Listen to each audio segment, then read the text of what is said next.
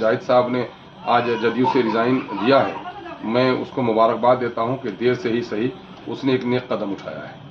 मुजाहिद आलम सीमांचल के कद्दावर जदयू के नेता, उन्होंने पार्टी का दामन छोड़ दिया है और नीतीश कुमार का बैनर पोस्टर जितने सारे थे सबको जो है त्याग करके अब वो निर्दलीय हो गए हैं। सियासी गलियारों में चर्चा है कि अख्तरुल ईमान साहब उन्हें, क्योंकि उनके पुराने साथियों में से हैं, तो निश्चित रूप से उनको जो है गले लगाएंगे। आइए सियासी गलियारों में जो चहमी गोइयाँ हैं उसमें कितनी सदाकत है, सच्चाई है, सीधे अख्तरुल ईमान साहब से जानते हैं। पहले तो मैं उन तमाम तर लोगों को जो इससे कबल भी जदयू से रिज़ाइन किया, मैं मुबारकबाद देता हूं। और साथ ही मामला और आपका मामला जो है, हमें खुदा के यहाँ ये नहीं पूछा जाएगा कि तुम एमएलए बने कि नहीं, एमपी बने कि नहीं, लेकिन ये ज़रूर पूछा जाएगा कि तुमने शरीयत पर हमला करने वालों का साथ दिया या उसकी मुखालफत की, है ना।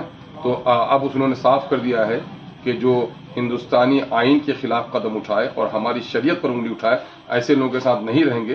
तो ये मैं समझता हूँ कि वो इसकी ईमानी गैरत है और एक बेहतर कदम है, इसके लिए मैं उनको मुबारकबाद देता हूँ। मुजाहिद साहब से पिछले दिनों एक इंटरव्यू के दौरान बातचीत हुई थी, तो उन्होंने कहा था कि मैंने अख्तरुल ईमान साहब के लिए 2 चुनाव लड़े हैं, 2 या गालिबन 3 चुनाव लड़े हैं, और अगर भविष्य में भी मौका मिलता है तो मुझे कोई गुरेज नहीं है।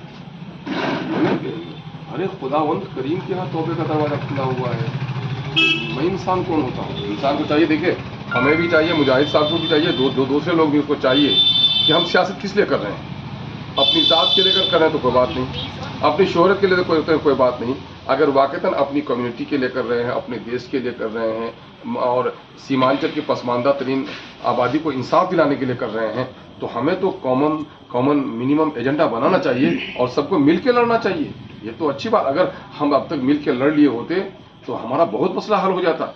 अभी जो सियासी पार्टियां होती हैं और एक ही सियासी पार्टी में मुख्तलिफ हमारे एमएलए जो जीत के जाते हैं, वो सियासी पार्टियां आपस में इनको लड़ा के रखती हैं। एक वक्त था कि यहाँ के 3 मंत्री थे, उस वक्त 3 ही एमएलए हुआ करते थे, 3 मंत्री रहे, उसके बाद लाल बत्तियां रही, लेकिन लीडरों ने उनको इतना लड़ा के रखा कि वो अपने ही पद को संभालते रह गए, यहाँ के लिए कुछ नहीं कर पाए। तो आज जरूर इस बात की नई पौध के नई नस्ल के लोग सोचते हैं, सारे डेटा हैं बच्चों नौजवानों के साथ, किस इलाके में पर कैपिटा इनकम क्या है, कहाँ स्कूल ज़्यादा है, कहाँ हॉस्पिटल ज़्यादा है, किस इलाके में इंडस्ट्री लगे, कहाँ हॉस्पिटल लगे, सारी चीज़ें हमारे नौजवान देख रहे हैं। और उस एतबार से हमारा सीमांचल अभी बहुत नज़रअंदाज करता है, इसलिए अब तो जदीद अंदाज में लड़ना पड़ेगा हम लोगों को मिल करके।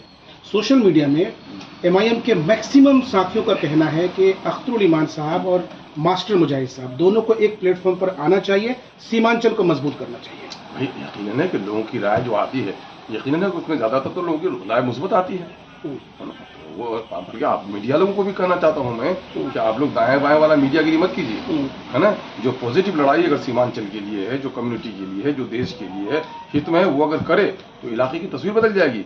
ये जो मेन स्ट्रीम मीडिया वो सबको छोड़िए, लोकल जो मीडिया लोग हैं, आप लोग ज़मीनी मुद्दे को उठाइए, सीमांचल की नाइंसाफी को उठाइए, सारे लीडरों पर दबाव डालिए कि तुम मंत्री बनो, लेकिन सीमांचल का बेटा हो तो सीमांचल के भलाई के लिए काम करो और मिल के काम करो। आप लोग घेराबंदी कर देंगे तो कोई नेता दाएं बाएं नहीं कर सकेगा।